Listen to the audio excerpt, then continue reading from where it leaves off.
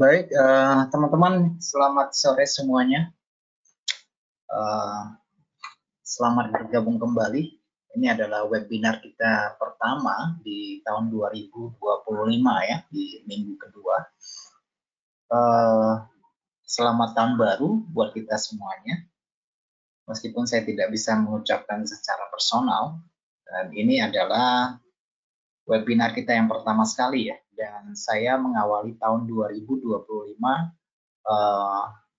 dengan tema untuk membangun tahapan rencana perdagangan. Dan ini adalah merupakan topik yang sangat krusial yang harus kita kerjakan, yang memang sudah harus kita persiapkan sebelum melakukan serangkaian perdagangan tahun ini ya, terutama di awal Januari ini. Nah, teman-teman,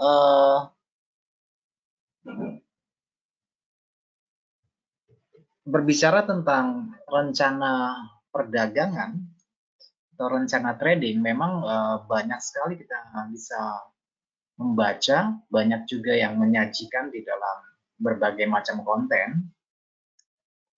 Namun untuk membahas rencana trading sendiri itu nggak bisa selesai dengan satu sesi, karena kita harus memasuki inti dari pembelajaran tentang rencana perdagangan.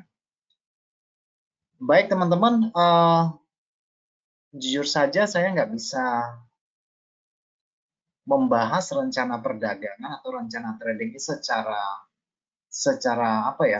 tuntas untuk sesi pertemuan kita 1 jam ini ya. Mungkin saya mengambil satu topik terlebih dahulu dari bagian rencana perdagangan, nanti di lain waktu saya sisipkan lagi sampai dia tuntas. Karena saya pikir kalau kita mau membahas tentang rencana perdagangan, kita membutuhkan 3 hari ya teman-teman ya. Karena topiknya itu lumayan besar dan lumayan lebar. Baik, teman-teman, kita langsung saja untuk memasuki sesi kita.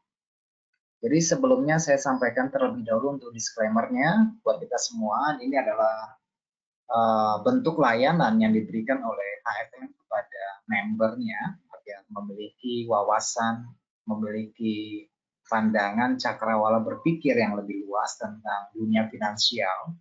Dan kami juga sampaikan bahwa perdagangan dengan menggunakan leverage atau daya ungkit sebagai dana pinjaman atau dana talangan dari broker itu mengandung resiko yang tinggi karena kita melakukan perdagangan produk derivatif menggunakan leverage itu ya teman-teman. So kita harus menggunakan leverage itu dengan bijak. Bukan berarti semakin besar leverage itu semakin baik ya. Meskipun banyak sekali provider yang menyediakan leverage besar, mungkin sampai 2.000 bahkan yang katanya ada yang ada unlimited ya. Tetapi ya leverage itu adalah pisau bermata dua. Dia akan membantu melipat gandakan penghasilan kita kalau kita memang posisinya sesuai dengan pergerakan pasar. Namun celakanya kalau kita terlalu ambisius dalam mengejar keuntungan, bahkan menempatkan posisi yang terlalu banyak di pasar, artinya kita melibatkan banyak sekali entry dan resiko yang ada di pasar, maka leverage itu juga yang akan membunuh akun kita. Oleh karena itu, teman-teman bijaksanalah dalam memilih leverage supaya kita bisa melakukan perdagangan dengan baik. Karena perdagangan itu bukan perdagangan dengan tujuan untuk 1 hari atau 2 hari atau seminggu ya. Jadi ya kalau bisa ya berkesinambungan. Pilihlah leverage yang wajar ya, misalnya 1:500, 1:300 gitu ya. Jangan terlampau besar supaya kita bisa mencegah kemungkinan yang tidak kita pikirkan sewaktu-waktu di pasar. Baik teman-teman, sepanjang webinar ini berlangsung, saya minta kerjasamanya. Kalau saya ada gangguan suara, mungkin suara saya terlalu kecil atau bagaimana, atau tampilan visualnya kurang bagus, Saya minta teman-teman memberikan informasi kepada saya agar saya bisa mengecek kembali. Demikian juga ya teman-teman, kalau terjadi dari pihak teman-teman, saya minta bantuannya juga untuk mengecek layanan yang digunakan serta perangkat yang digunakan, supaya kita bisa sama-sama untuk mengikuti webinar ini dengan lancar sampai selesai. Seperti yang saya katakan teman-teman, tidak mungkin materi ini saya sampaikan secara tuntas. Jadi saya mengambil poin pentingnya dulu, dan untuk pertemuan yang akan datang di waktu yang lebih luang, saya akan membahasnya lagi ya. Karena kalau kita membahas rencana perdagangan itu panjang dan lebar ya. Sangat tema yang sangat besar, tetapi ini adalah kunci bagi setiap pedagang untuk merancang perdagangan untuk 1 tahun ini ya. Dan teman-teman sudah melewati tahun 2024, tentu saja sudah mengalami naik dan turunnya fluktuasi pasar, untung rugi dan sebagainya ya teman-teman ya. Tetapi memang sangat jarang sekali bahwa trader retail itu melakukan persiapan yang matang sebelum melakukan perdagangan ya. Kan kebanyakan retail itu hanya mengejar strategi yang profit yang mana, sementara rencananya itu kadang-kadang sering ditabrak ya gitu ya. Banyak sekali pengaturan tata kelola keuangan yang kedodoran dan tidak memperhatikan dengan baik ukuran lot perdagangan. Kadang-kadang memang mungkin dia memasuki perdagangan yang selalu menguntungkan, tapi anehnya akunnya tidak bertumbuh misalnya ya, hanya berputar-putar di tempat. Baik teman-teman, Anda bersama saya Adi Pangestu, analis dari HFM, akan menyampaikan materi kita ini secara gamblang saja ya, tetapi ini sekali lagi adalah tema penting. Jadi saya minta teman-teman untuk memperhatikan, karena menurut saya siapapun yang ingin berhasil harus membangun satu rencana ke depannya ya. Entah dia berstatus sebagai trader atau dia memiliki profesi yang lain, tentu saja harus memiliki rencana yang baik supaya tujuannya itu tercapai gitu ya. Meskipun tujuannya itu tidak tercapai, minimal mendekati lah kan gitu ya. Baik teman-teman, hari ini saya tidak menampilkan chart grafik, tapi kalau memang nanti ada di akhir ada selisih waktu, nanti saya akan memberikan sedikit pandangan saya tentang pergerakan emas di sesi akhir ini ya. Meskipun sebenarnya untuk topik ini aja nggak cukup ya waktunya. Tapi nggak apa-apa ya, kita masuki satu persatu ya teman-teman. Dan saya janji nanti di lain waktu saya akan kembali membahas tentang rencana trading. Jadi saya mengambil subtopiknya satu persatu ya teman-teman ya. Oke teman-teman, tentang rencana trading memang saya sudah sering membahasnya ya. Tapi saya pikir ini timing yang tepat untuk membahasnya di awal tahun supaya kita bisa disadarkan kembali bahwa perdagangan yang dilakukan tanpa suatu rencana, seandainya itu berhasil, itu juga bukan sesuatu yang baik ya. Setiap pekerjaan, setiap usaha itu sedari awal memang sudah harus ada rencananya teman-teman ya. Teman-teman bisa membayangkan banyak bisnis yang gagal, banyak bisnis yang mundur.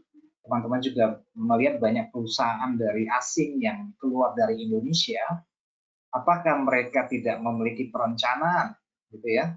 Kenapa produk mereka tidak laku misalnya? Seperti itu ya, karena ada persaingan macam-macam. Nah, teman-teman bayangkan kita sebagai trader yang secara langsung berhadapan dengan pasar, setiap keputusan yang kita ambil di ujung jari kita itu akan menentukan hasil akhirnya, apakah untung atau rugi. Jadi teman-teman, kita memang harus memiliki rencana perdagangan terlebih dahulu. Meskipun saya tidak memasukkan ini ke dalam mindset ya teman-teman ya, kalau kita berbicara tentang mindset itu satu topik yang lain lagi ya teman-teman ya. Jadi kalau menyusun rencana perdagangan memang kita sudah harus memiliki mindset yang baik di awal tentang tujuan perdagangan kita untuk apa. Kalau perdagangan ini berhasil targetnya bagaimana. Kemudian kalau perdagangan ini tidak berhasil apa yang harus kita lakukan. Mindsetnya apa dulu ya? Apakah mencari keuntungan atau untuk pertumbuhan akun dan sebagainya. Baik teman-teman, menetapkan tujuan ya, goal dulu yang kita pikirkan di awal tahun ini. Apa yang teman-teman ingin dapatkan dalam rentang waktu sepanjang tahun 2025. Target jangka pendeknya apa, target jangka menengahnya apa, dan target panjangnya apa. Teman-teman sudah harus punya bayangan. Kalau perlu itu dicatat. Oke, kalau perlu itu dicatat. Ini membangun rencana perdagangan, kita harus memiliki goalnya apa, tujuannya apa ya. Itu yang paling penting dulu. Berhasil atau tidak, yang penting ada goalnya dulu. Baru nanti kita pikirkan tahapannya bagaimana kita mewujudkan target itu. Itu yang paling penting. Jadi harus ada goalnya dulu. Nah teman-teman, kita harus memang menetapkan tujuan yang jelas, target yang jelas, untuk sampai kepada sasaran itu memang kita harus memiliki beberapa tahapan metode ya nanti ya. Nah, tapi kita membahas dulu tentang goalnya dulu ya. Tentang goalnya dulu, tujuan dari perdagangan kita. Tujuan kita itu dalam jangka waktu pendek itu, kalau kita bicara tentang nominal itu berapa, jangka menengahnya berapa, jangka panjangnya berapa. Oke, karena saya percaya bahwa kita sebagian besar adalah pedagang retail, pedagang eceran yang tidak mungkin menggerakkan pasar ya teman-teman ya. Jadi kita ini hanya sebagai follower saja. Baik teman-teman, menetapkan target tujuan jangka pendek, entah itu harian, mingguan, dan bulanan. Nanti itu ada target jangka menengahnya, misalnya per kuartal 3 bulan berapa, 6 bulan berapa, 1 tahun berapa. Kita sudah memang harus ada iming-iming ke sana. Jadi jangan sibuk trading ya teman-teman ya, jangan hanya sibuk trading untuk mencari profit, tetapi kita tidak memiliki tujuan yang jelas. Sasaran apa yang mau kita capai, itu yang paling krusial. Kalau kita cuma trading ya kayaknya cuma main-main saja ya, karena kalau nggak punya tujuannya, ya profit ya, rugi ya rugi ya, seperti itu. Jadi mesti ada tujuan yang jelas. Nah teman-teman, untuk menetapkan target yang realistis itu memang penting ya. Kita juga tidak perlu sampai membuat sebuah target yang terlampau besar. Jadi yang realistis saja ya, yang memang kapasitas dengan modal yang kita punya itu make sense kalau untuk mencapai target tersebut. Kalau misalnya modalnya kecil tapi targetnya terlalu besar kan itu kan tidak nyambung gitu ya. Meskipun saya bisa menawarkan menggunakan modal kecil dengan target yang besar ya, tapi dengan strategi seperti compounding misalnya, itu bisa. Modal kecil untuk mengejar target besar itu bisa. Terutama bagi teman-teman yang masih menggunakan modal kecil ya, itu memungkinkan ya teman-teman ya, memungkinkan. Memang perjuangannya lebih berat, oke, dibandingkan modal yang besar yang bisa kita tata secara manajemen keuangannya. Baik teman-teman, target itu memang harus konsisten kita capai, ukurannya tidak terlampau besar, supaya kita bisa menghindarkan diri kita dari keputusan yang impulsif, yang emosional. Sebagian orang mengatakan bahwa target itu membebani, gitu ya. Sebagian orang mengatakan bahwa targetnya membebani. Kalau targetnya nggak sampai, dia stres dan sebagainya. Menurut saya tidak seharusnya begitu. Jadi target itu merupakan sebuah rangka ya, sebuah rangka yang ingin kita capai. terlepas nanti sampai atau tidak sampai itu tidak menjadi masalah, karena pergerakan harga itu bukan kita sebagai penentu ya teman-teman ya, bukan kita sebagai penentu. Yang jelas apakah target kita bisa sampai atau tidak nanti, bahkan mungkin bisa melampaui ya teman-teman ya, karena likuiditas itu yang menyediakan adalah pasar, bukan kita. Misalnya kalau kita target satu hari 100 pip, tapi kalau pasar tidak menyediakan misalnya, ya kita mau bilang apa kan begitu ya. Tapi ada kalanya bahwa pasar memberikan lebih dari yang kita inginkan, itu ya kita bersyukur gitu ya. Sehingga pencapaian kita itu mungkin tidak membutuhkan durasi waktu yang lebih panjang untuk sampai kepada target kita. Nah teman-teman, tujuan jangka pendek, saya percaya bahwa sebagian orang tidak memiliki target yang jelas untuk perdagangan harian ya, targetnya itu tidak jelas mau berapa gitu ya. Tetapi meskipun saya juga percaya bahwa ada sebagian kecil, ada orang yang secara konsisten menetapkan target hariannya berapa. Mau sampai ya syukur, kalau nggak sampai ya nggak apa-apa. Jadi targetnya jelas. Dia berapa kali masuk pasar itu jelas. Di sesi mana dia masuk pasar dia jelas. Itu sudah dibuat rencana di awalnya. Nah teman-teman, target di awal sebelum kita mengatakan tentang strateginya apa, kemudian metode masuk dan keluar pasarnya bagaimana, tandai dulu di ujung pena kita di atas kertas, 1 bulan ini dengan modal sekian, saya mencanangkan untuk mendapatkan profit yang konsisten, yang logis, yang tidak membebani itu berapa. Gitu ya teman-teman ya. Tidak mengapa ya teman-teman, kita belajar perlahan-lahan supaya kita bisa menjalankan rencana itu dengan baik. Memang teman-teman bahwa menjalankan rencana perdagangan itu waktunya itu sepertinya lama banget gitu ya.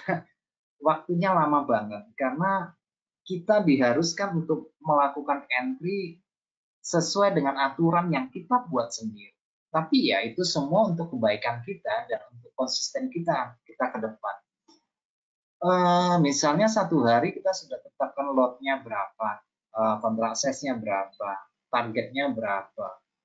Ya tentu saja kalau kita melakukan perdagangan di atas lot maksimal itu akan menggagalkan rencana perdagangan.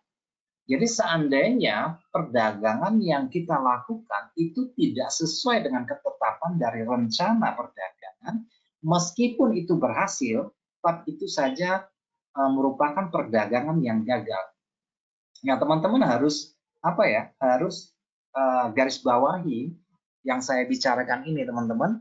Seandainya teman-teman melakukan perdagangan di luar daripada rencanamu, misalnya kamu tetapkan saya biasanya masuk posisi 0,10 ya, katakan 0,10. Tetapi di lain waktu teman-teman tiba-tiba menaikkan lotnya menjadi 0,20 atau 0,30. Nah teman-teman, meskipun itu berhasil, meskipun itu berhasil, tetapi teman-teman harus mengatakan bahwa itu adalah upaya untuk menggagalkan rencana yang sudah teman-teman buat. Meskipun itu berhasil, tapi teman-teman sudah melanggar dari rencana perdagangan yang kita buat. Nah, itu tidak boleh.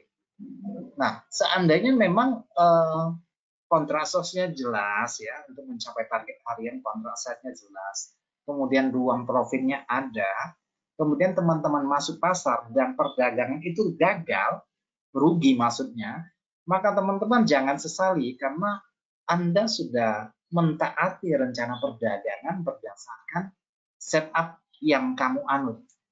Oke? Jadi kuncinya kita harus taat kepada apa yang kita buat. Apa yang kita buat itu kita catat, dan apa yang kita catat itu kita kerjakan. Jadi ada implementasinya dari apa yang kita tulis, ada rekodnya apa yang kita kerjakan. Nah itu adalah bagian daripada rencana perdagangan, rutinitas yang harus kita lakukan. Nah mengenai target hariannya berapa, ya masing-masing orang berbeda ya teman-teman ya. Target hariannya berapa, target mingguannya untuk swinger berapa, untuk intraday berapa, untuk daily trade berapa. Masing-masing orang memiliki target yang berbeda, tapi memang harus rasional. Oke? harus rasional, dicapai dengan lot yang pantas, lot yang tidak terlampau besar, resiko yang terukur, supaya begitu kita masuk pasar, kita nggak ada rasa apa-apa ya. Kita nggak ada perasaan untung dan ruginya, nggak ada apa-apa. Santai saja. Nggak ada beban dari posisi yang kita masuk. Nah, artinya kita masuk pasar dengan kondisi yang terukur, dengan jiwa yang sehat, dengan manajemen yang baik, dan untuk mencapai target itu ya sampai kita syukur. Kalau nggak sampai ya sudah. Misalnya ya, jadi kita upayakan kita mentaati apa yang kita buat. Nah, tujuan untuk mencapai targetnya seperti yang saya bilang tidak bisa terlalu besar ya teman-teman ya. Intraday berapa sih? Berapa kali kemungkinan kita masuk? Ya kemungkinan kita masuk di intraday kan cuma 3 sesi ya. Ya 3 sesi kemungkinan gelombangnya kalau apa gelombang hariannya jamnya paling ya maksimal 3 kali masuk ya. 2 kali masuk, 1 kali masuk itu sudah oke ya. Kalau sampai 3 kali ya berarti pasarnya zigzag ya. Tapi kalau 1 kali entry dan pasarnya jalan, kemungkinan besar hari itu terjadi tren ya. Atau 2 kali entry mungkin pasarnya tren. Tetapi kalau kita sampai 3 kali masuk, kemungkinan pasarnya bukan tren ya. Kemungkinan pasarnya adalah pasar ranging. Sampai 3 kali kemungkinan masuk pasar. Oke. Nah, teman-teman, target jangka pendek dulu ya kita bahas ya. Ini kita masuk satu topik aja nih tentang goal aja ya. Padahal ini materinya banyak banget ya. Tapi ya penjabarannya ini saya ada sampai sub materinya sampai 10 ya teman-teman ya. Sampai 10.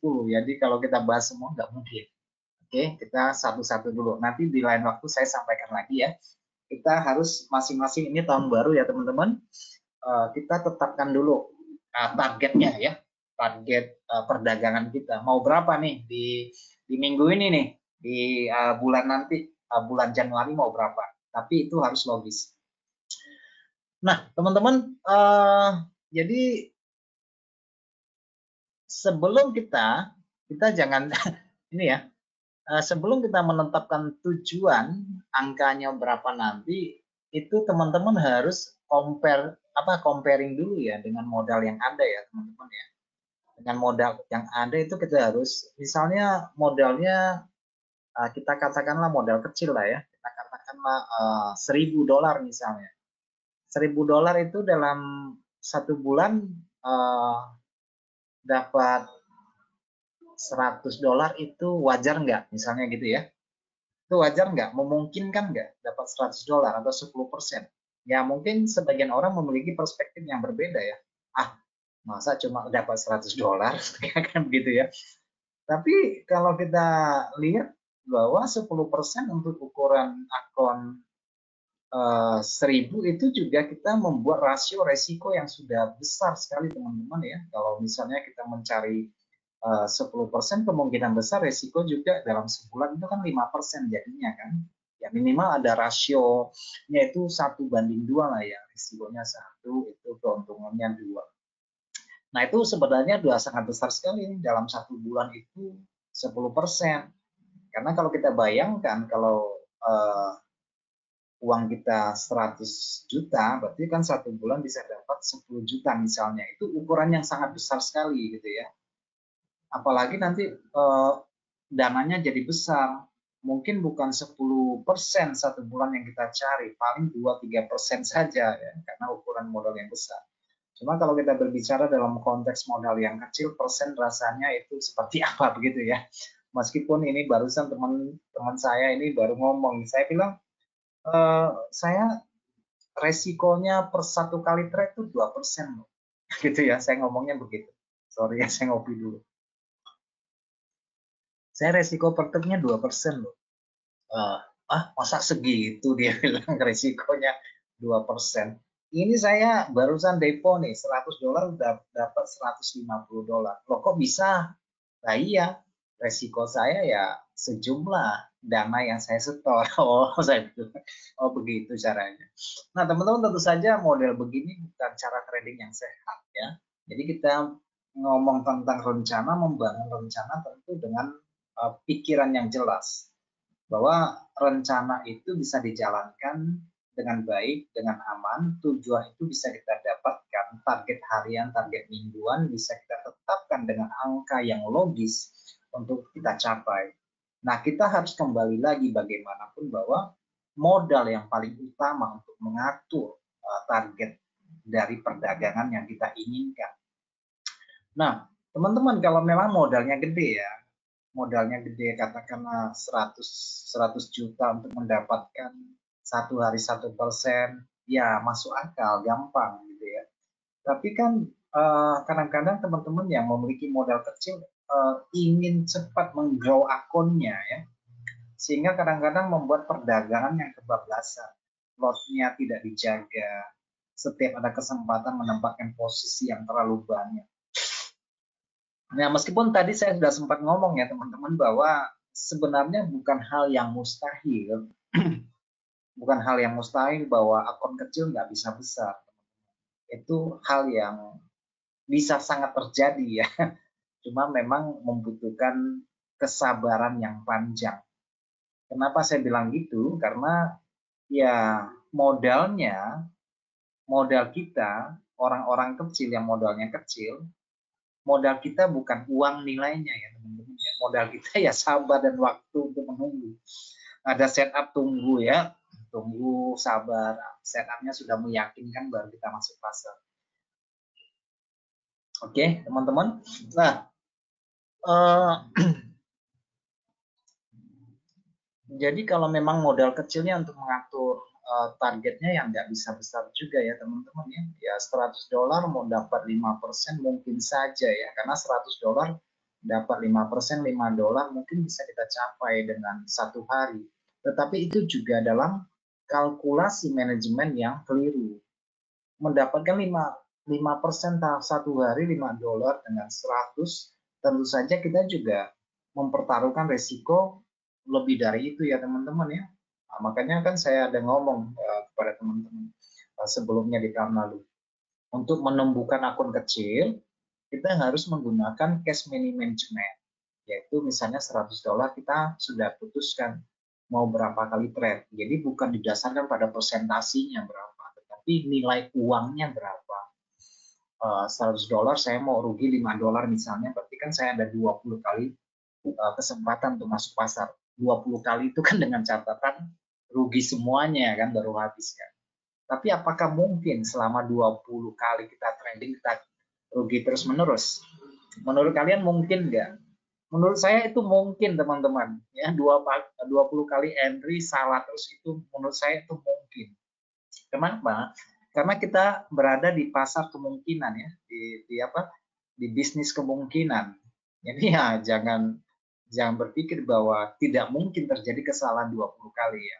Itu mungkin saja ya teman-teman ya.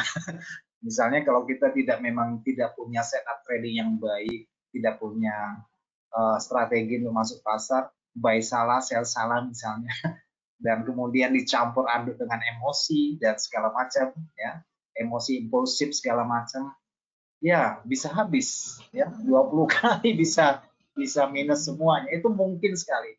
Oke teman-teman, oleh karena itu ya itu sih cerita apanya ya, cerita apanya lah ya. Baik teman-teman, nah setahu saya ya teman-teman ya, kalau berdasarkan survei dari CFA, memang untuk perdagangan perdagangan investor itu biasanya itu toleransi resikonya itu tidak besar. Karena keberhasilan kita dalam melakukan praktek perdagangan itu ditentukan dari manajemen resiko.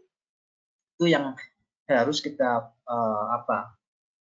pertimbangkan terlebih dahulu. Nah, teman-teman, kalau kita pengen mencapai tujuan jangka pendek satu hari $10, satu minggu $50, atau satu bulan itu $200, kita sudah harus membayangkan modal kita itu sebenarnya berapa sih yang wajar untuk suatu bisnis. Meskipun di dalam perdagangan forex itu kita nggak bisa compare dengan bisnis yang konvensional ya.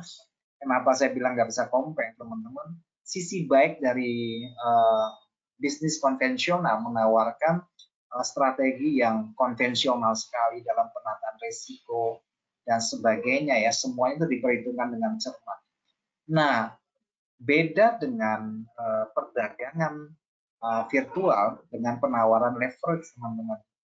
Jadi ya, seperti yang saya sampaikan di awal, teman-teman, bahwa kita harus bijak dalam menentukan leverage, dalam melakukan perdagangan.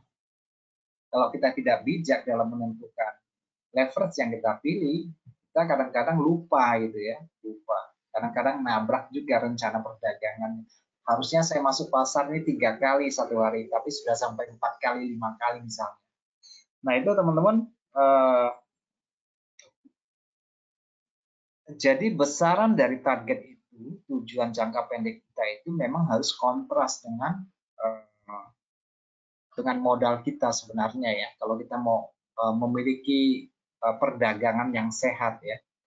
Kalau tidak mau dengan perdagangan yang sehat, kadang-kadang orang 100 dolar aja mainnya sudah 0,20, 0,10 ya, karena pilihan leverage besar sekali ya. Ya seperti gambling jadinya ya. Memang kita akui memang kalau modalnya kecil sangat sulit untuk menata manajemen risiko untuk mencapai tujuannya ya. Tapi ya buat saya itu bukan sesuatu penghalang ya teman-teman ya. Lagi pula broker menyediakan banyak fasilitas kok kan, misalnya konsen misalnya kan, kita mau terapkan mencoba untuk manajemen risiko, manajemen keuangan juga bisa. Tetapi kalau teman-teman mau menggunakan cash money management, menempatkan nilai uang untuk suatu kerugian untuk tipikal akun yang kecil, menurut saya itu jauh lebih bagus. Jadi kalau memiliki modal yang kecil, kita pikirnya bukan mencari uang dulu. Kita bagaimana caranya untuk membuka akun itu dari 100 dolar menjadi 200 dolar. Kita pikir bagaimana caranya, targetnya, rangka waktu yang kita pikirkan untuk mencapai 200 dolar menjadi 400 dolar. Nanti dari 400 dolar kita pikirkan bagaimana caranya nanti pengaturannya untuk sampai kepada 800 dolar. Dari 800 dolar kita pikirkan lagi bagaimana caranya untuk mendapatkan menjadi 1.600 dolar. Oke, nah itu dengan cash money management. Karena jujur saja kalau kita bicara modalnya cuma 200-500 untuk money management, sangat sulit sekali ya teman-teman ya. Artinya ya memang modalnya kecil, yang kita harapkan juga nggak bisa besar. Jadi ya salah satunya ya menurut saya kita harus menggunakan cash money management untuk mencapai tujuan jangka pendek kita. Nah, baik teman-teman, kita beralih sebentar.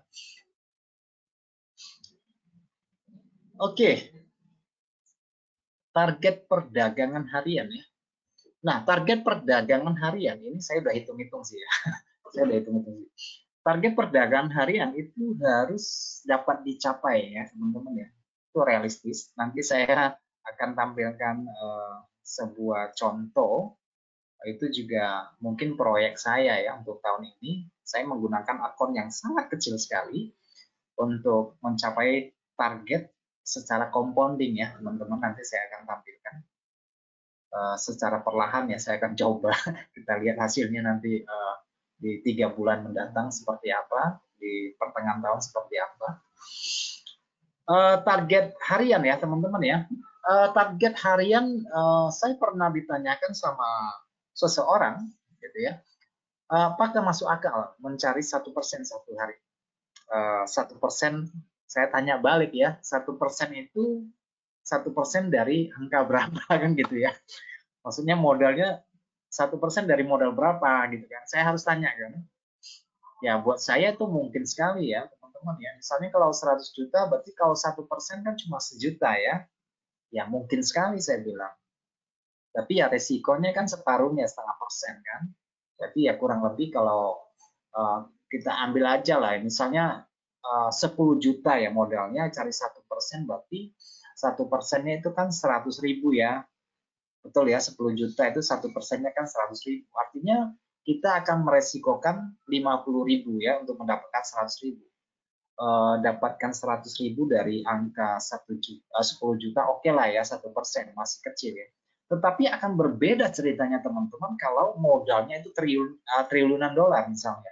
Kita bicara angka 1% itu mungkin terlalu besar sekali ya. Oke, atau jutaan dolar, misalnya 60 juta dolar. Kita bicara angka 1% itu gede banget ya teman-teman. Oke, jadi ya memang pikiran kita kok kecil. Oh, beda sekali teman-teman. Nalar kita, kemudian mental dalam mengelola uang besar sama uang kecil itu sangat bertolak belakang sekali. Oke, nah kita ini berbicara dalam skop kita sebagai retail ya teman-teman, yang ya kecil ya. Nah, misalnya kalau kita memiliki modal 10.000 lah, katakan ya teman-teman, 10.000 US dollar. Nah, target hariannya misalnya 100 dolar itu kan 1% ya teman-teman ya, dari 100 dari katakanlah 100 juta untuk mendapatkan 1 juta satu hari itu kan oke lah kan begitu kan. Kita kan paling mengorbankan 500.000 untuk mencari 1 juta. Kan begitu ya. Jadi ada perbandingan terhadap modal kita. Tapi misalnya kalau kita menggunakan hanya 100 dolar untuk mencari 1%, berarti kan 1 dolar saja. Nah, karena kita menggunakan modal kecil, 100 dolar mencari 1 dolar, 1 dolar kan 1% ya teman-teman ya. Nah, kadang-kadang kita itu nggak terima, kan gitu ya. Uangnya kecil, pengen dapatnya banyak, dapat 1 dolar nggak terima, maunya 5 dolar, artinya 10 dolar. Ya manusiawi ya teman-teman ya, tetapi sebenarnya 1 dolar itu dari 100 dolar itu sudah gede ya teman-teman ya. Karena kalau kita rutin 1 hari 1 dolar, ya 20 hari kerja kan jadinya 20 dolar, malah 1 bulan 20%. Apa? Gede banget kan sebenarnya kan kalau kita hitung persentasenya. Meskipun di dalam ilusi mata uang nominalnya itu wah 100 dolar baru 3 digit gitu ya, dapatkan 1 digit. Kadang-kadang orang itu nggak terima, nggak bersyukur kadang-kadang. Tapi ya begitulah teman-teman ya.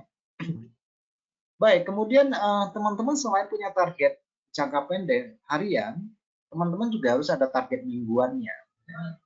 Target mingguannya. Cuma saya lebih senangnya begini, saya sudah menargetkan 1 bulan berapa, kemudian saya bagi 4 minggu, kemudian dari 4 minggu saya bagi menjadi 5 hari. Jadi targetnya 1 bulan misalnya 10 juta, kemudian dibagi 20 hari kerja, ya kan 10 juta, 10 juta dibagi 20 hari kerja misalnya kan, berarti kan satu dalam seminggu kan hanya 2,5 juta kan. Nah, 2,5 juta dibagi 5 hari itu kan 1 hari kan 500.000 kan begitu ya. Ya, dengan begitu targetnya kita perkecil, jadi kita gampang rasanya lebih enjoy menjalankan. Meskipun tidak mutlak bahwa tiap hari harus dapatnya 500.000, enggak juga. Kalau memang pasarnya nggak menyediakan, nggak apa-apa. Tapi kita harus ada tujuannya, ada kerangka kerja kita ya kan, untuk mencapai sasaran itu berapa, angkanya berapa. Kenapa? Supaya kita tidak terobsesi melakukan perdagangan di luar daripada rencana. Kalau pasar lagi kayak rally coaster, nanti misalnya kita terpancing oleh momentum yang terjadi seketika, pasar kejut, tangan juga kejut gitu ya. Kadang-kadang lupa sama lotnya berapa kan, begitu kan berbahaya sekali ya. Oke, nah teman-teman, target bulanan biasanya saya bagi sih teman-teman ya, target bulanan misalnya 10 juta, nanti saya bagi, saya cacah jadi 4, jadi 1 minggu ya 2,5 juta, kemudian 2,5 juta bagi 5 hari kan 1 hari hanya 500.000 kan, 500.000 kan ya kurang lebih sekitar 30-an dolar ya, 35 dolar lah ya, 35 dolar ya buat saya nggak terlalu sulit lah untuk menjadi beban untuk mencapai target itu. Kalau sampai ya syukur, kalau nggak sampai nggak apa-apa. Karena ada kalanya di hari yang lain, kadang-kadang target hariannya itu bisa, target harian 2-3 hari itu bisa terlampaui dengan 1 kali perdagangan. Kadang-kadang seperti itu. Apalagi diberikan oleh pasar ya, memang momennya bagus, bisa terpenuhi. Nah, seandainya tidak terpenuhi juga tidak menjadi masalah, tidak menjadi beban, tidak menjadi suatu kewajiban untuk kita harus dapat nih, nggak mesti seperti itu. Nggak mesti seperti itu ya. Kalau teman-teman memang yang punya target seperti itu ya. Lain lagi, tujuan perdagangan itu memang harus dihubungkan dengan tipikal ya, tipikal atau tipe dari pedagang itu sendiri. Ya. Kalau untuk swinger ya mungkin kita membahasnya berbeda lagi ya, karena kalau swinger itu kan melakukan perdagangan berdasarkan gelombang ya, tentu saja targetnya itu sangat bervariasi ya teman-teman, targetnya sangat bervariasi. Mungkin memang tujuan dari perdagangan tidak didasarkan pada gain harian ya, tetapi merupakan perdagangan jangka pendek. Jadi jangka pendek itu ya bisa hitungan dalam 1 sampai 3 minggu atau 4 minggu ya. Itu untuk perdagangan swing ya. Jadi targetnya memang sedikit berbeda dengan pedagang harian yang intraday.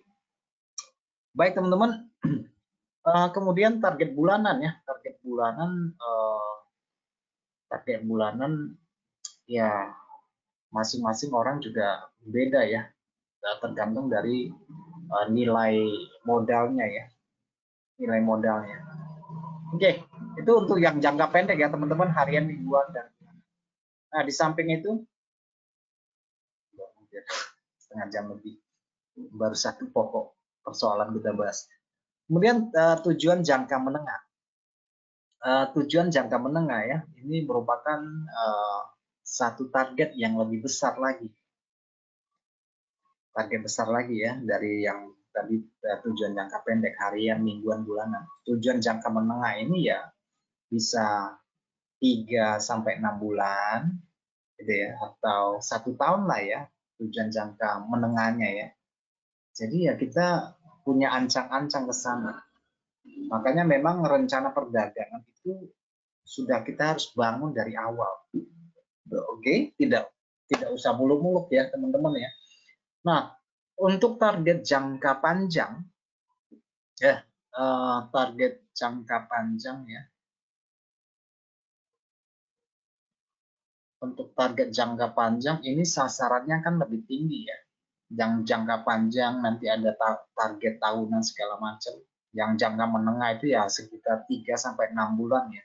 Tapi kalau untuk tujuan jangka panjang ya bisa hitungan 1 tahun, nanti multi tahun lagi ya teman-teman untuk menumbuhkan akunnya. Jadi target jangka panjang teman-teman sasarannya lebih tinggi dari target jangka menengah yang mungkin hanya perhitungan per kuartal, setengah semester seperti itu jangka menengah ya. Tapi kalau untuk target jangka panjang ya masuknya ya hitungan tahunan nanti teman-teman. 1 tahun, 3 tahun, 5 tahun dan sebagainya. Nah, bagaimana kita memiliki sasaran jangka panjang sementara tujuan jangka pendek saja kita tidak memiliki? Coba pikirkan dulu. Nah, bagaimana kita memiliki tujuan jangka menengah, jangka panjang, sementara tujuan jangka pendek aja kita masih gamang-gamang, masih bingung. Angka yang tepat itu berapa? Oke, jadi kita sebelum melangkah ke jangka menengah, jangka panjang, minimal kita jangka pendek dulu deh. Oke, kita pikirkan hari sampai bulan dulu deh. Oke, itu jangka pendeknya. Mau berapa? Oke, supaya kita logis.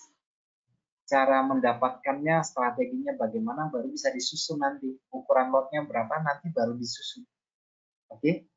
Ya, ini kembali ke modal ya, teman-teman ya, kembali ke modal. Semuanya itu kembali ke modal. Nah, kalau untuk target tahunan ya, target tahunan ini, nah teman-teman kan sudah menjalani ya, tahun 2024. Nah, ini bagaimana rapormu, kinerjamu sepanjang tahun 2024? Oke, coba direfleksi kembali perdaganganmu yang berhasil, perdaganganmu yang kurang berhasil. Oke, itu penting sekali karena itu akan menjadi sebuah pengajaran, itu sebuah nasihat buat kita secara personal dari perdagangan kita tahun 2024. Oke, nah tahun 2024 sasarannya udah punya belum? Targetnya sudah punya belum? Atau memang hanya menjalani trading seperti biasa saja, tanpa ada target, tanpa ada tujuan yang jelas? Nah, saya harap kita sama-sama di tahun ini memiliki rencana trading yang baik ya teman-teman, memiliki goal yang jelas, memiliki strategi yang jelas, sudah mulai bikin jurnal dan sebagainya ya teman-teman ya. Karena menurut saya itu adalah hal yang paling penting. Kita nggak usah cerita target tahunan dulu deh ya. Kita sudah jalani 1 tahun. Raport kita bagaimana? Raport kita bagaimana? Bertambah kan atau berkurang kan? Oke, masih jalankan profesi ini setengah-setengah hati atau bagaimana ya? Ini nggak bisa setengah hati nih teman-teman ya. Ini harus frontal, harus langsung. Karena pasar itu prinsipnya jujur. Kalau trading kita bagus, trading plan-nya bagus, disiplinnya ada, konsistensinya ada, raportnya pasti bagus lah ya kan. Tapi kalau sering masih melanggar aturan, nggak tahu masuk pasar kapan yang baik, tidak sabaran, buru-buru dan sebagainya ya, mungkin raportnya agak ada angka-angka merahnya begitu ya.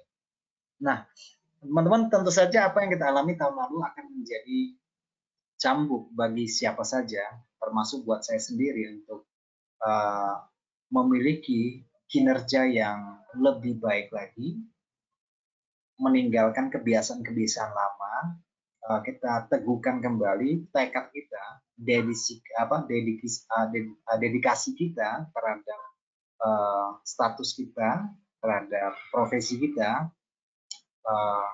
bagaimana membuat perdagangan itu menjadi nyaman. Sekali lagi teman-teman bahwa perdagangan yang kita lakukan itu tidak memiliki lawan. Perdagangan yang kita lakukan itu bukan kompetisi, bukan perlombaan.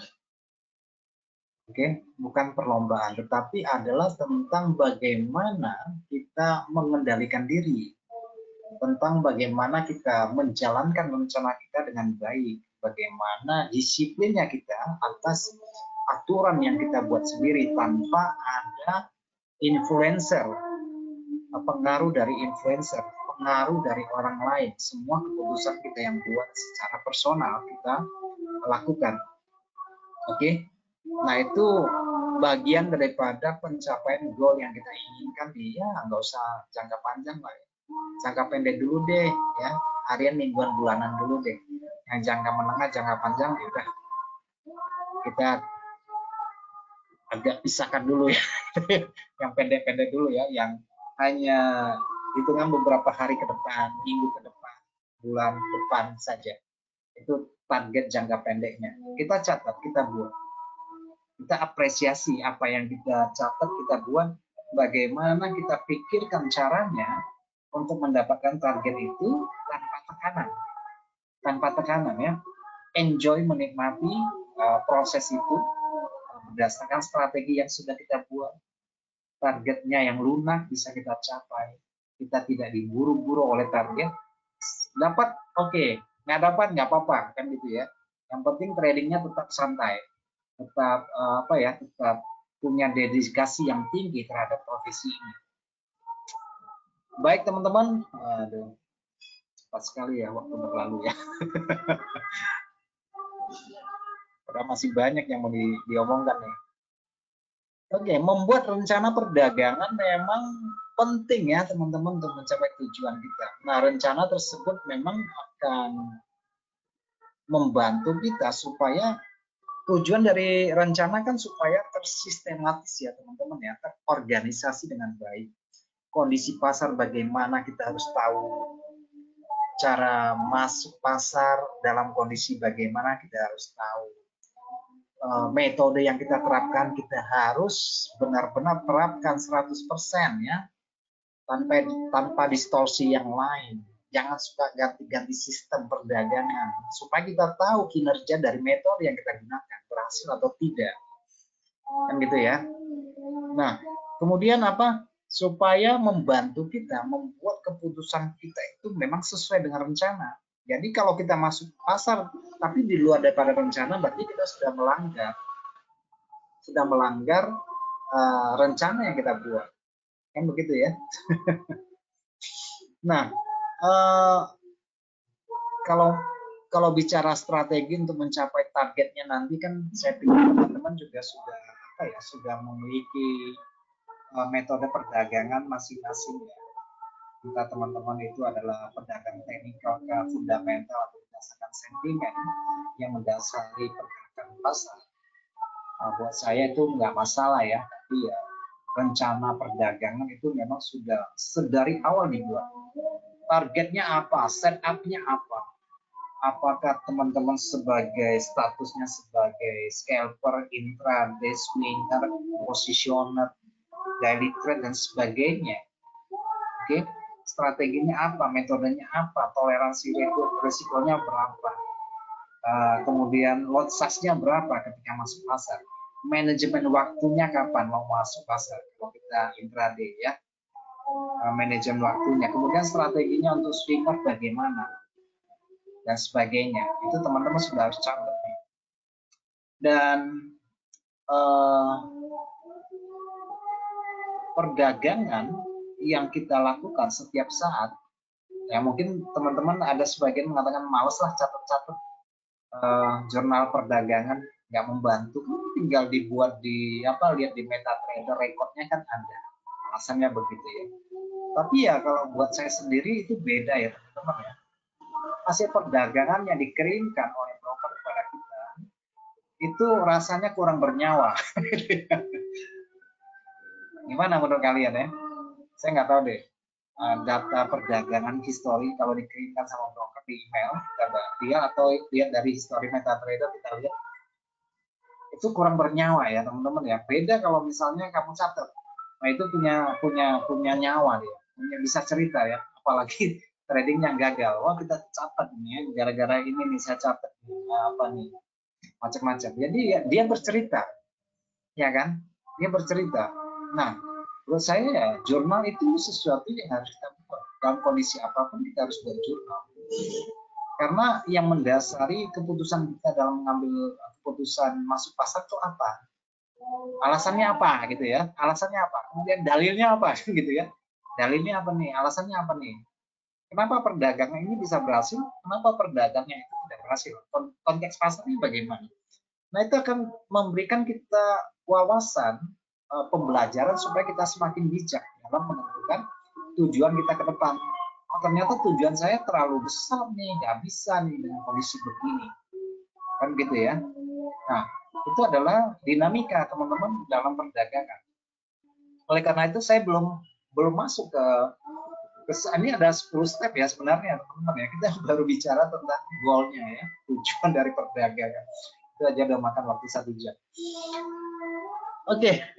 Kemudian tentang kalau kita bicara tentang tujuan perdagangan jangka pendek 1 hari, 1 minggu, 1 bulan, ya kita nggak bisa melepaskan diri dari yang namanya rasio risk dan reward kan. RR-nya itu kan harus ada. Kalau nggak ada RR-nya itu nggak bisa nih kan gitu-gitu ya. Tetapi kita juga nggak bisa membakukan bahwa setiap perdagangan saya harus menggunakan RR-nya itu 1:2. Nggak selalu begitu teman-teman. Ada kalanya pasar nggak kasih 1:2. Ada kalanya pasar kasih 1:1. Ada kalanya pasar juga kasih 1,5 ya gitu ya, atau 1,5 gitu ya. Nah, ada kalanya memang pasar memberikan 1:5, 1:3 bisa.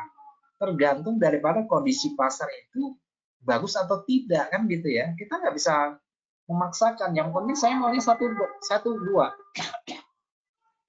Konservatif 1,2 terus, 1,2 terus nggak bisa. Tergantung dari pasar ya, teman-teman ya. Tergantung dari pasar. Tapi minimal ya kita kalau untuk perhitungan yang wajar ya minimal 1:1 lah ya. 1:1,5, 1:3 lah ya kalau untuk yang intraday ya. Tetapi yang swinger yang menggunakan gelombang, atau teman-teman yang intraday trade yang menggunakan candlestick misalnya ya. Biasanya kalau kita mendapatkan pola pantulan, retest dan reversal itu minimal kita 2 candle itu posisi kita harus sudah positif ya, harus dapat rasio yang cukup bagus. Biasanya seperti itu, karena kalau setahu saya dari experience saya, dari pengalaman saya, kalau saya melakukan perdagangan, entry pertama 2 candle jalan untung, biasanya itu sudah mewakili 1:1 atau 1:1,5 biasanya ya. Meskipun ada hari-hari yang lain bisa 1:5 misalnya, itu bisa terjadi, bisa seperti itu ya. Jadi RR itu akan membantu kita untuk mengetahui tentang exit rule dan entry rule-nya ya, masuk pasar dan keluar pasarnya. Karena itu akan membantu kita. Baik teman-teman, jurnal perdagangan itu lain waktu kita bahas ya. Kemudian ini, tadi saya sempat bilang ya, untuk teman-teman yang memiliki modal kecil, saya kira-kira punya gambaran seperti ini. Untuk cara compounding ya, mungkin saya sudah sharingkan sebenarnya kepada teman-teman ya. Ini bentar ya, ini saya ini bisa kelihatan nggak ya?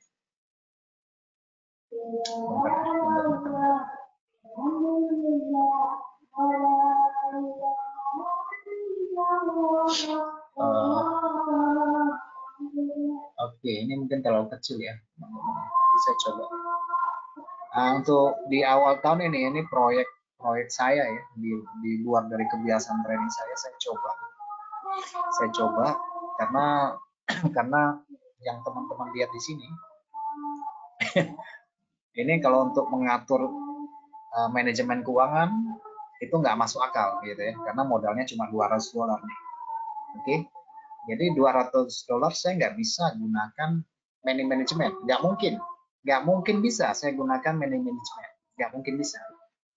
Yang bisa saya lakukan adalah menetapkan cash money management dengan resiko setiap entry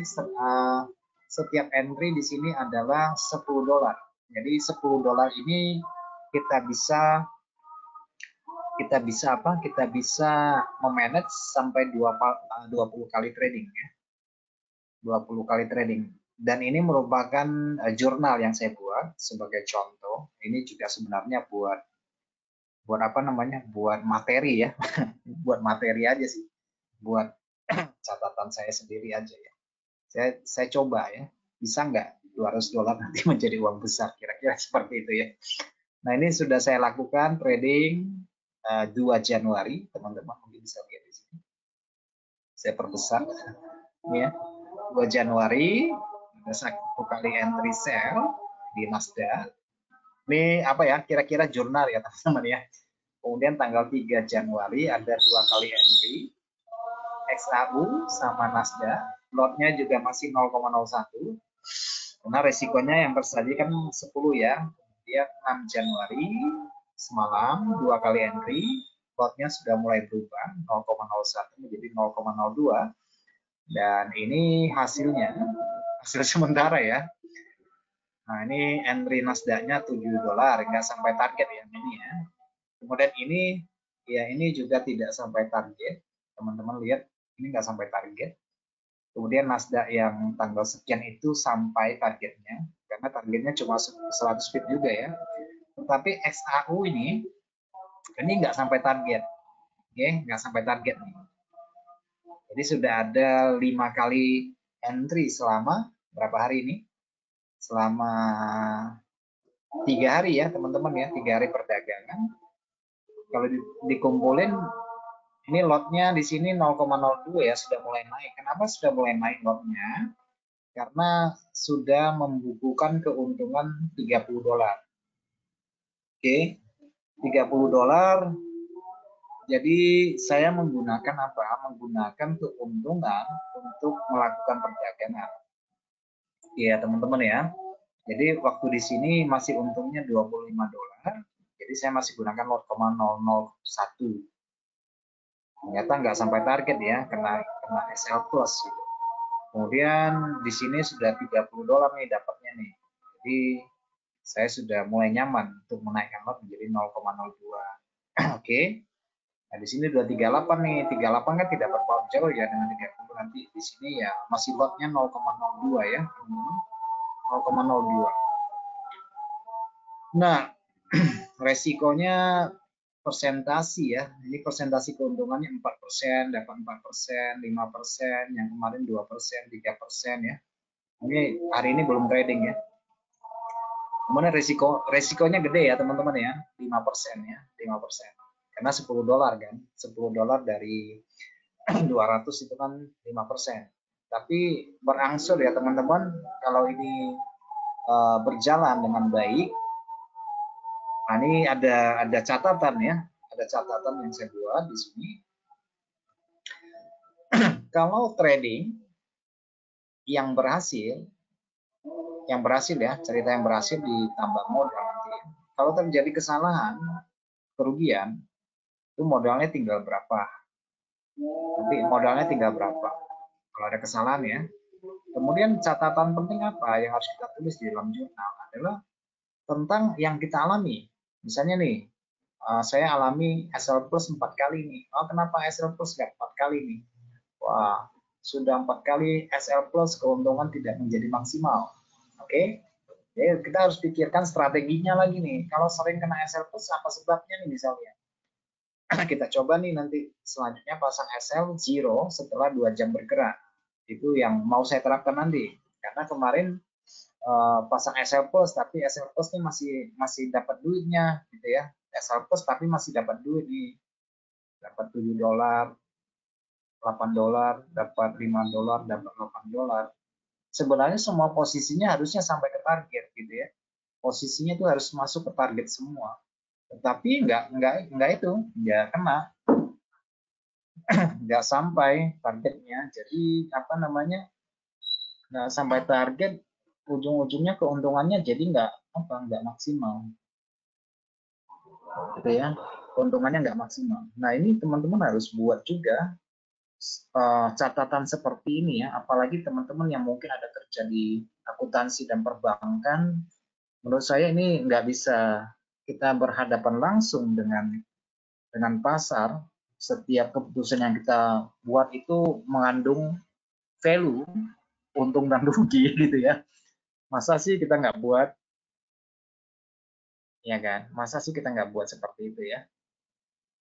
Nah, apa namanya? Bentar ya. Nah, ini catatan sederhana saja ya teman-teman, supaya kita bisa apa namanya bisa mereview kembali kejadian perdagangan yang kita lakukan. Oke, semuanya itu adalah untuk kelangsungan pembelajaran kita. Nanti 1 bulan kita lihat. Nah, jadi kita punya cerita nih. Ini ibaratnya diary ya teman-teman. Ibaratnya jurnal kita, diary kita nih. Berjalan sama pasar ini gimana nih? Kira-kira begitu ya. Supaya ada historinya ya teman-teman. Jadi kita ingat. Kalau kita tidak catat, kadang-kadang itu kita tidak mendapatkan apapun dari perdagangan yang kita lakukan. Kalau kita tidak mencatat, berarti kita juga menjadi apa namanya menjadi kurang bertanggung jawab terhadap keputusan yang kita buat karena kita tidak punya itu, tidak punya memori ya itu atas tindakan yang kita buat ya. Nah itu teman-teman saya buat ini. Oke, histori perdagangan saya buat, posisi entry-nya saya buat. Posisi entry-nya saya buat seperti ini ya. Seperti ini. Entry ini SAU kenapa nggak kena target nih? Karena menggunakan trailing stop. Ya, trailing stopnya ternyata 50 nggak cukup. Ini kena 50 pip kena hantam. Oke, kemudian di lain waktu saya juga ada trading Nasdaq di sini. Teman-teman ada trading Nasdaq di sini. Dan ini hit TP ya. Kemudian yang trading tadi malam nih, yang 6 Januari, ini nggak sampai TP nih teman-teman. Kenapa nggak sampai TP? Karena saya pasang trailing ya, saya pasang trailing 50 pip. Rupanya 50 pip masih kena hantam. Kalau seandainya saya biarkan ini kan TP-nya kena ya gitu ya. karena pergerakan semalam sampai di atas sekali. Nah, teman-teman, itu yang harus kita perbuat selangkah demi selangkah, meskipun saya tidak bisa menjelaskan lebih lanjut untuk sesi waktu kita karena sudah lewat ya, sudah lewat waktunya. Untuk pemilihan gaya perdagangan nanti pengembangan strategi, kemudian penetapan harapan yang realistis nanti, analisa pasar yang komprehensif, analisa pengembangan aturan manajemen risiko, kemudian rencana manajemen perdagangan, pemilihan disiplin perdagangan, kita harus bagaimana, evaluasi perdagangan, pembelajaran berkelanjutan akan kita bahas pada waktu kesempatan yang lain. Jadi untuk webinar kita pada sore ini cukup sampai di sini dulu. Terima kasih buat atensinya. Kita akan berjumpa lagi pada kesempatan yang akan datang. Oke, selamat malam semuanya teman-teman dan sampai jumpa.